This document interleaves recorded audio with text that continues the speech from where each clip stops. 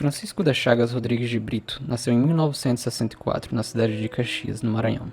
Desde muito cedo viveu uma infância marcada pela pobreza, negligência e episódios de violência doméstica, o que contribuiu para o desenvolvimento de uma personalidade retraída e emocionalmente instável. Relatos indicam que foi vítima de abusos físicos e psicológicos, crescendo em um ambiente familiar desestruturado e carente de afeto. Aos 12 anos de idade, em 1977, Chagas se mudou para Altamira, no Pará, acompanhado de familiares em busca de melhores condições de vida. Lá trabalhou em atividades braçais, especialmente na construção da rodovia Transamazônica, uma obra que atraía trabalhadores de diversas regiões do país. Durante esse período, Chagas passou a demonstrar comportamentos reservados, introspectivos e socialmente isolados, traços que mais tarde seriam observados no seu perfil psicológico. Com o passar dos anos, estabeleceu-se em diferentes cidades da região norte, vivendo de trabalhos informais, como mecânico de bicicletas, eletricista e pedreiro. Sua vida aparentemente simples escondia uma personalidade complexa e perturbada, que só viria à tona décadas depois, quando uma série de crimes brutais contra meninos começou a ser investigada. Em 1989, aos 25 anos, Francisco das Chagas Rodrigues de Brito fez sua primeira vítima. Segundo os registros e depoimentos posteriores, as 3 primeiras crianças atacadas por ele sobreviveram, fato que ele mesmo justificou, afirmando que uma voz mandou que as deixasse ir. Essa declaração indica o início de um quadro psicótico latente, no qual Chagas afirmava ouvir comandos internos que o orientava a agir ou cessar suas ações. Com o passar do tempo, suas vítimas deixaram de ter a mesma sorte. As crianças de Altamira começaram a desaparecer com frequência assustadora, e muitos corpos eram encontrados dias depois nas matas próximas à cidade, já em estado avançado de decomposição. Os cadáveres apresentavam sinais de abuso sexual e mutilação genital, um padrão que se repetiria em quase todos os casos. O modo brutal e metódico de agir de Chagas chamou a atenção das autoridades e da imprensa local. As vítimas eram, em sua maioria, meninos pobres entre 5 e 15 anos, atraídos com promessas de pequenos trabalhos ou presentes. Após o assassinato, Chagas cometia a emasculação. A emasculação é o ato de castrar ou cortar órgãos genitais, um padrão característico de Chagas, presente em praticamente todos os seus crimes, incluindo as 3 primeiras vítimas que sobreviveram. Com o aumento do número de desaparecidos e assassinatos, a cidade de Altamira entrou em alerta máxima. O medo tomou conta da população e boatos sobre rituais satânicos e magia negra começaram a circular. O caso rapidamente se transformou em um pânico coletivo e as autoridades foram pressionadas a agir com urgência, enquanto a verdadeira identidade do assassino ainda permanecia desconhecida. Foi então que teve início uma das investigações mais controversas da história criminal do Brasil. Diante da pressão popular e da ausência de resultados concretos, a polícia passou a seguir diversas linhas de investigação, muitas delas sem fundamento científico. Diversos suspeitos foram detidos e interrogados e, em 1993, a responsabilidade pelos homicídios acabou recaindo sobre uma suposta organização religiosa chamada Lineamento Universal Superior. O grupo, de caráter espiritualista, foi acusado de praticar rituais de magia negra e sacrifício infantil, embora nenhuma prova material comprovasse qualquer envolvimento com os crimes. A teoria de que se tratava de um culto satânico dominou a imprensa da época, alimentando o medo e o sensacionalismo. O caso dos meninos emasculados de Altamira passou a ser visto não apenas como uma série de assassinatos, mas como um mistério envolto de rituais, seitas e forças ocultas. O pânico moral se espalhou rapidamente, transformando a cidade em um símbolo de medo e da desconfiança coletiva. Durante esse período, Francisco das Chagas chegou a ser considerado um possível suspeito, por ser visto nas redondezas de locais onde algumas crianças haviam desaparecido. No entanto, as autoridades descartaram sua participação, já que ele não foi reconhecido pelas vítimas sobreviventes e não aparentava se encaixar no perfil de um assassino em série. A população também não acreditava que um único homem pudesse cometer crimes de tamanha brutalidade com tanta frequência e impunidade. É importante lembrar que na mesma época, em uma cidade próxima, Guaratuba, ocorreu um caso igualmente emblemático, conhecido como Caso Evandro, ou Bruxas de Guaratuba. A mesma organização espiritualista, Lineamento Universal Superior, Luz, também foi apontada como suspeita desse crime, novamente sem qualquer prova concreta. A coincidência entre os casos e o medo crescente em torno de possíveis rituais satânicos criaram um ambiente de histeria coletiva em diversas regiões do país. Diante desse cenário de pânico e desinformação, é possível afirmar que a população de Altamira e arredores desenvolveu uma forma de neurose coletiva, acreditando fielmente que a Seita Luz estaria sequestrando e emasculando crianças para rituais de magia negra.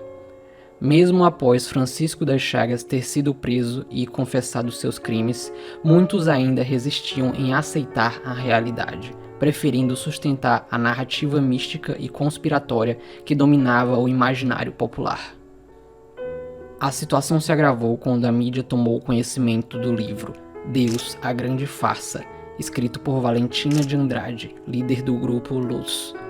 Apesar do título peculiar, a obra não possui relação com satanismo nem com assassinatos, tratando-se de uma crítica à religiosidade tradicional. No entanto, o conteúdo e o contexto da época fizeram com que a população interpretasse a publicação como uma confirmação das suspeitas. Esse ambiente de medo e intolerância levou à prisão de 2 médicos da cidade, acusados injustamente da participação nos crimes. O processo, amplamente contestado por juristas e defensores de direitos humanos, foi posteriormente classificada pelo ministro Marco Aurélio de Mello como um dos maiores erros da justiça brasileira. Por volta de 1994, Francisco das Chagas retornou ao Maranhão, estabelecendo em cidades satélites de São Luís, como São José do Ribamar e Paço do Lumiar, onde voltou a vitimar crianças. Nesse período não havia qualquer ligação oficial entre os crimes cometidos no Pará e os novos casos registrados no Maranhão. As autoridades locais tratavam cada ocorrência como um fato isolado, sem suspeitar que se tratava do mesmo autor. Apesar disso, o modus operandi característico de Chagas, o assassinato de crianças do sexo masculino, a mutilação e o abandono de corpos em área de matas, permanecia evidente. Mesmo assim, as investigações continuaram fragmentadas entre os 2 estados, sem qualquer troca de informações ou coordenação entre as polícias civis.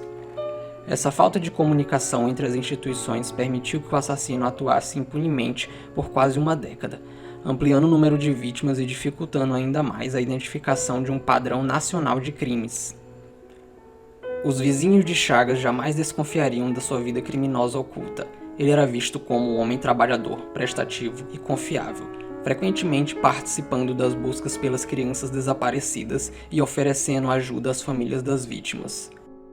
Sua postura solidária o tornava ainda mais acima de qualquer suspeita, chegando inclusive a atuar em uma simulação policial interpretando o pai de uma das vítimas. Um comportamento típico de criminosos com traços psicopáticos, que buscam se inserir nas investigações para acompanhar o andamento dos casos. No entanto, essa fachada começou a ruir no dia 6 de dezembro de 2003, quando Chagas fez sua última vítima, o adolescente Jonathan Silva Vieira, de 15 anos, morto em circunstâncias semelhantes aos crimes anteriores. As investigações apontaram rapidamente Francisco das Chagas como o principal suspeito, já que ele havia sido visto pela última vez em companhia da vítima, sob o pretexto de que iriam apanhar Jussara, no dia do desaparecimento. Foi então que no dia 10 de dezembro de 2003, após o trabalho minucioso da perícia, a polícia se dirigiu à casa de Francisco das Chagas, que já era considerado o principal suspeito. No local, os investigadores encontraram vestígios de pertences de algumas crianças desaparecidas, como baladeiras e pedaços de roupa que Chagas cortava e guardava como troféus, uma característica observada frequentemente em serial killers. Com base nessas evidências, Chagas foi preso em flagrante, mesmo que a população ainda estivesse em descrença diante da magnitude de suas atrocidades. Posteriormente, os peritos realizaram uma vistoria detalhada no interior da residência. Sobre o piso foram encontrados um pedaço de cartilagem ressecada com características semelhantes a uma traqueia e um pedaço de couro igualmente ressecado, ambos encaminhados ao laboratório do ICRIM para análise. Durante a inspeção, os peritos também constataram que uma lateral do piso apresentava fundamento e falta de compactação, o que indicava a possibilidade de corpos enterrados no local. Por conta disso, foi solicitada a realização de escavações detalhadas, pois os indícios apontavam que o piso de chão batido poderia ter sido alterado para ocultar vestígios das vítimas. Após a prisão, Francisco das Chagas confessou a totalidade dos crimes, fornecendo detalhes precisos sobre a localização dos corpos de suas vítimas mais recentes e explicando os padrões de execução de cada assassinato. No entanto, ele nunca se lembrava do nome das crianças, reconhecendo-as apenas por características ou objetos associados a elas, como o garoto da bicicleta, o menino da baladeira ou o rapaz do suco. Uma coisa como um pouco ele, foi força do menino, foi total. Foi botar o menino lá e ela estava frente. Esse do sangue de vampiro da alma esquerda dele. Ele era aberto uma vaga assim, usada. Certo. E aí primeiro era botado duas folhadas do sangue da vítima dentro, e depois era que era botado aqui dentro, né? E depois que eu cobria lá mesmo no pé do mundo, aquele negócio desapareceu na minha frente. Apesar de sua prisão e confissão detalhada, os dois médicos de Altamira continuam respondendo judicialmente pelas mortes que Chagas admitiu ter cometido. Além disso, parte da população permanece incrédula quanto à responsabilidade de Francisco das Chagas, seguindo a narrativa de que as crianças teriam sido vítimas de rituais satânicos, mantendo viva a lenda de bruxaria e magia negra que circulava desde os anos de 1990.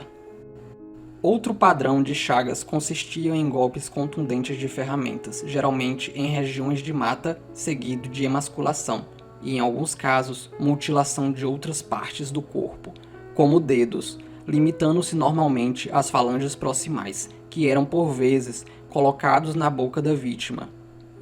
Para a psicanálise, impulsos de mutilação de dedos ou criações compulsivas com as mãos podem estar relacionadas às questões de poder e castração simbólica.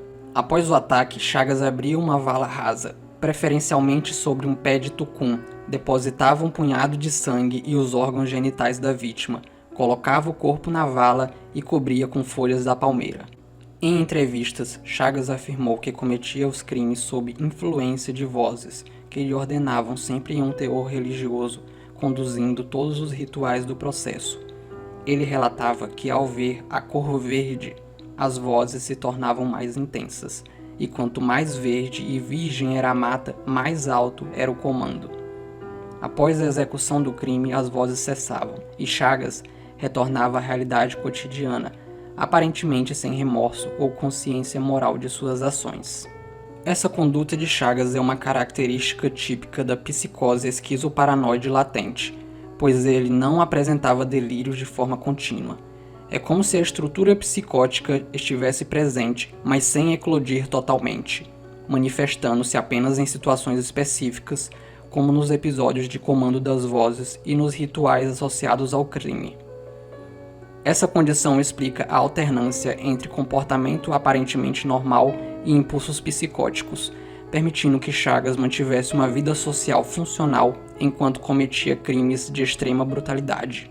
Francisco das Chagas foi psicodiagnosticado com personalidade psicopática, homoerotismo fixado no infantil e psicose esquizoparanoide latente. De acordo com o laudo realizado por meio dos testes PMK, psicodiagnóstico miocinético, Pfister e entrevistas psicológicas, o avaliado apresentava uma forte insensibilidade emocional. Chagas não possuía empatia e não conseguia se colocar no lugar de quem enfrentava dificuldades, mostrando-se inteiramente voltado para satisfazer seus próprios desejos e impulsos, sem qualquer remorso ou consideração pelo sofrimento alheio. Entende-se que Francisco das Chagas apresentava limitações em seus mecanismos de adaptação e uma ausência significativa de recursos afetivos, o que resultava na incapacidade de criar e manter vínculos interpessoais e afetivos sexuais saudáveis.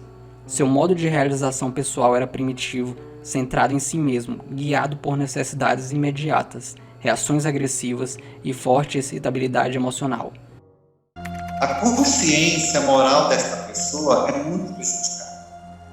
O outro com a sua história, o outro com a sua vida, o outro com as suas necessidades de existir, o que importa é o que eu quero viver, é o prazer que eu quero ter. Corta os órgãos sexuais com a outra pessoa, então, que isso tem a ver com a sexualidade dela. Então, é identificado uma negação um desejo, e esse desejo aparece nesta pessoa violentando o órgão sexual que, no seu mundo mental, faz aflorar o seu desejo. Desde 2004, Chagas cumpre pena no presídio de Pedrinhas, no Maranhão. Penas que, somadas, ultrapassam 400 anos de prisão, sendo acusado de 42 assassinatos. Mesmo que Chagas cumpra a pena total, ele supostamente estará solto no Maranhão, aproximadamente no ano de 2034, considerando as regras de execução penal vigentes à época de sua condenação. O que nos deixa a seguinte questão: para onde Chagas irá quando for solto?